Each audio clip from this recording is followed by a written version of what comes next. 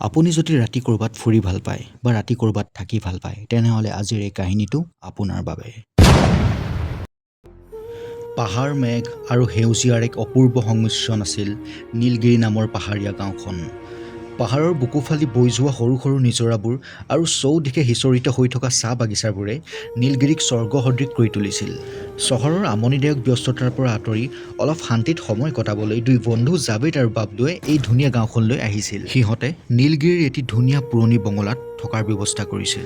যেতিয়া সিহঁতৰ গাড়ীখন বঙলাটোৰ সন্মুখত ৰখাইছিল তেতিয়া ঘড়ীত আবেলি 5 বাজিছিল। পাহাৰীয়া ঠাণ্ডা বতাহজাকে যেন সিহঁতক আদৰণি জনাইছিল। সিহঁতৰ বঙলাটোৰ ঠিক অলপ আঁতৰতে এটা অতি পুৰণি ভগ্নপ্ৰায় বঙলা দেখা গৈছিল। তাৰ দেৱালবোৰত শেলাই গজিছিল, খিৰিকীবোৰ ভাগি ওলমি আছিল, যিয়ে নীলগিৰিৰ সৌন্দৰ্যৰ মাজতো এক ভয় লগা পৰিৱেশৰ সৃষ্টি কৰিছিল। ঠিক তেনেতে এহাতে এটা পুৰণি লেম্প আৰু আনহাতে এডাল লাঠি লৈ সিহঁতৰ ফালে আগবাঢ়ি আহিল এজন বৃদ্ধ মানুহ। তেওঁৱে আছিল এই বঙলাটোৰ চকীদাৰ ধৰণী ককা। ধৰণী ককাই জাবেদ আৰু বাবলুক বঙলাটোৰ ভিতৰলৈ সোমোৱাই লৈ গ'ল আৰু বিচনা পাতিবোৰ ঠিক কৰি দিলে। ধৰণী ককাই সকলো যা যোগাৰ কৰি যাবলৈ ওলালে আৰু যোৱাৰ আগতে জাবেদ আৰু বাবলুক ক'লে, বোপাহঁত মই এতিয়া যাওঁ আৰু তোমালোকে ভাত পানী খাই বৈ শুই থাকিবা। আৰু এটা কথা, সেই কলা বাংলাটোৰ ফালে নাচাবা আৰু ৰাতি যদি কোনোবাই দৰ্জাত টোকৰ মাৰে বা দৰ্জা খুলিবলৈ কয় কেতিয়াও নুখুলিবা, লাগিলে যোনেই নহওক। জাবেদে ধৰণী ককাৰ কথাটো শুনি হাঁহি উৰুৱাই দিলে। জাবেদে ক'লে, ককা আপুনি চিন্তা নকৰিব, আমাৰ একো নহয়। ধৰণী ককাই জাবেদৰ কথা শুনি এটা দীঘল হুমুনিয়া কাঢ়ি ক'লে, ঠিক আছে মই এতিয়া যাওঁ, কিন্তু তোমালোকে মই কোৱা কথাকেইটা মনত ৰাখিবা।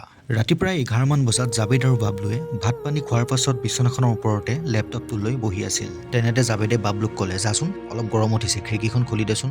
বাবলুৱে ক'লে, নুখুলো দেই, ককাই মানা কৰিছিল নে? বাবলুৰ কথা শুনি জাবেদে ক'লে, ধেই তয়ো যে আৰু এইবোৰ কথানো বিলিভ কৰে নে? জাবেদে নিজে গৈ খিৰিকীখন মেলি দিলে। লগে লগে এচাটি শীতল বতাহ কোঠাটোৰ ভিতৰলৈ সোমাই আহিল। বাবলু আৰু জাবেদে পুনৰ লেপটপত কিবা কিবি চোৱাত ব্যস্ত হৈ পৰিল। হঠাতে সিহঁতি শুনা পালে বাহিৰত কোনোবা মহিলা এগৰাকীয়ে খুব কৰুণভাৱে গান গাইছে। বাবলুৱে জাবেদক ক'লে, ঐ কোনে গান গাইছে? জাবেদে ক'লে, জানো ময়ো শুনিছোঁ। আৰু তাৰ লগে লগেই পাহাৰীয়া গাঁওখন কঁপাই এটি দীঘলীয়া কুকুৰৰ কান্দোন ভাহি আহিল। পাহাৰীয়া বতাহজাকো ক্ৰমান্বয়ে তীব্ৰ হৈ পৰিছিল। জাবেদে উঠি গৈ খিৰিকীখন জপাব লওঁতেই দেখিলে সেই পুৰণি কলা বাংলাটোৰ খিৰিকীখনত বগা কাপোৰ পিন্ধা মহিলা এগৰাকী ৰৈ আছে। জাবেদে চিঞৰি বাবলুক মাতিলে। জাবেদৰ চিঞৰ শুনি বাবলুৱে লৰালৰিকৈ খিৰিকীখনৰ ওচৰলৈ গৈ দেখিলে যে বগা কাপোৰ পিন্ধা মহিলাগৰাকীয়ে বৰ কৰুণভাৱে সিহঁতৰ ফালে চাই আছে।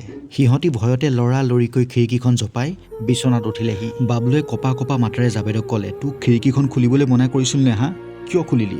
তেনেকুৱাতে সিহঁতৰ ৰুমৰ লাইটবোৰো ধিমিক ধামাক কৰিবলৈ ল'লে। লাইটৰ ধিমিক ধামাক পোহৰত সিহঁতি খিৰিকীখনৰ ইপাৰে বগা কাপোৰ পিন্ধা মানুহগৰাকী আকৌ দেখিলে। মানুহজনীৰ চকুকেইটা ৰঙা আছিল। মানুহজনী দেখা মাত্ৰকে বাবলু আৰু জাবেদে ডাঙৰকৈ চিঞৰ এটা মাৰি একে জাপে আগফালৰ ৰুম পালেহি। বাহিৰৰ বতাহজাক আৰু জোৰেৰে বলিল। এইবাৰ আগফালৰ দৰ্জাখনত কোনোবাই টকৰ মাৰিলে। দৰ্জাত টোকৰ মৰা শব্দ শুনি বাবলু আৰু জাবেদে ভয়তে পেঁপুৱা লাগিল। তেনেকুৱাতে দৰ্জাখনৰ সিফালৰ পৰা ধৰণী ককাই মাতা যেন লাগিল, দৰ্জাখন খুলি দিয়া, মই ধৰণী ককা হয় বোপাহঁত। জাবেদে ধৰণী ককাৰ মাত শুনা মাত্ৰকে ধৰণী ককা বুলি চিঞৰি পেলাই দৰ্জাখন খুলিবলৈ গ'ল। বাবলুৱে জাবেদক দৰ্জাখন খুলিবলৈ মনা কৰিছিল যদিও জাবেদে কিন্তু নুশুনিলে আৰু সি দৰ্জাখন খুলি দিলে। দৰ্জাখন খুলিয়ে দেখিলে ধৰণী ককা ৰৈ আছে।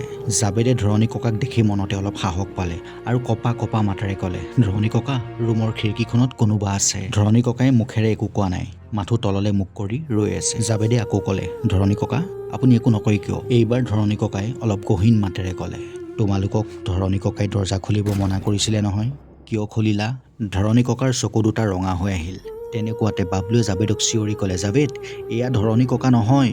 বাবলুৰ কথা শুনি ধৰণী ককাই এটা বিকট হাঁহি মাৰিলে। পাছদিনা ৰাতিপুৱা জাবেদ আৰু বাবলু কোঠাটোৰ মজিয়াখনতে অচেতন হৈ পৰি আছিল। ধৰণী ককা আৰু গাঁৱৰ কেইজনমান ব্যক্তি আহি তেওঁলোকৰ মুখত পানী ছটিয়ালতহে তেওঁলোকে চেতনা ঘূৰাই পালে।